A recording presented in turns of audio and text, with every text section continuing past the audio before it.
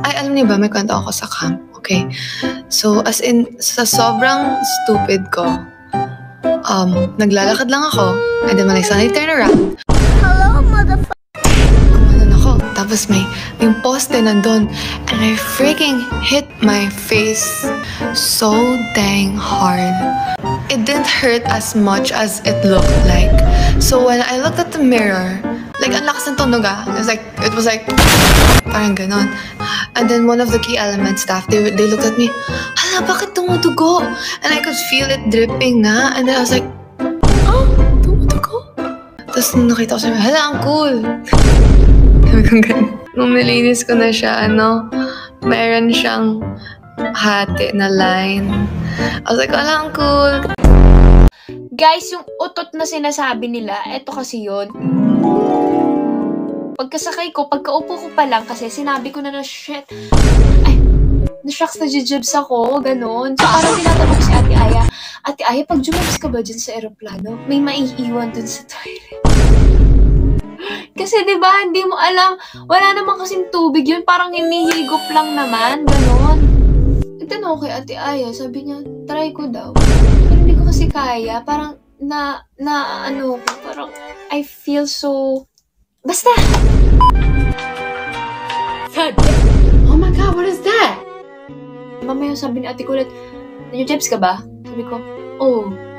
Kaya palang baho eh. Sabi ko, ha? Hoy, hindi ako umutot ha. Yun pala yung kasama namin sa aeroplano. Savage! Yun pala yun. Kasi after nun, si Sheena at Stako hindi na matigil. Reklamo na yung katabi daw nila doon. Ang baho nga ng utot. Pero hindi ako yun, guys. Nasisipa ako. Kaya kong pigilan yung utot ko. Alam niyo minsan, ang mga random thoughts ko, ano kayang ginagawa ngayon ni Kim Taeyong? Diba? Parang hindi mo, random talaga, minsan iisip ko lang yun. Sa dami-dami ng tao, feeling ko may nakasabay kang umupo, o may nakasabay kang kumurap, may nakasabay kang dumikhay. Feeling ko hindi lang tayo yung tao dito sa mundo. Yung Milky Way, ang daming planet, so hindi natin sure. So diba? Sobrang dami. So hindi mo masasabi na nag-iisa lang tayo. Imposible. Baka yung sa alien, ang tingin sa atin tayong alien. Diba? Tatay ng lolo ni Ate Shi is anak pala ng kalololohan ko. Diba? Gigits niyo ba yun? Kaya totoo talaga na magkakapatid tayong lahat kasi nanggaling lang tayo kay Ed at Adan. Ayaw na. Tapos ito minsan na iniisip ko, ano kayang ingredients ng ingredients? Diba yung ingredients, kunwari, itong adobo, may ingredients siyang salt. Ano kaya yung ingredients ng salt? Tapos ano pa yung ingredients ng salt? Diba? Ako lang ba? Ganyan talaga. Grabe. Tapos minsan, pag nag-ano ako, kunwari, nasa biyahe kami, tingin ako sa diba, labas. Tapos pag may makita akong tao, iniisip ko, ano kaya yung history ng buhay niya, ng pamilya niya? Saan kaya siya pupunta ngayon? Ano kaya yung trabaho niya? Ano kaya yung pangalan niya?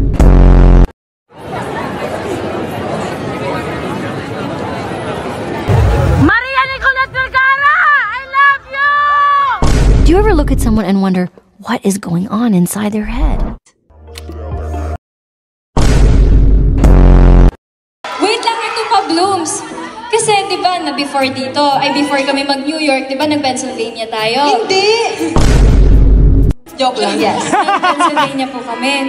Tapos, nanood kami ng Final Destination. So, Yes. Oh my God! May cinema, yeah. Lakas ang bunga nga ng mga kasama ko. Ito, Ay, sabay ka dyan! Sumigaw na ingay!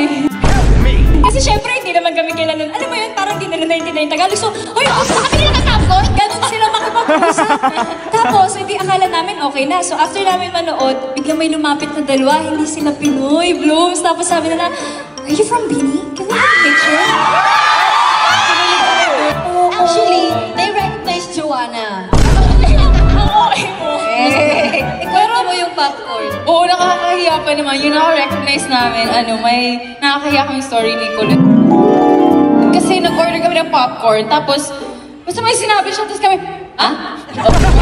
guys, si Sheena.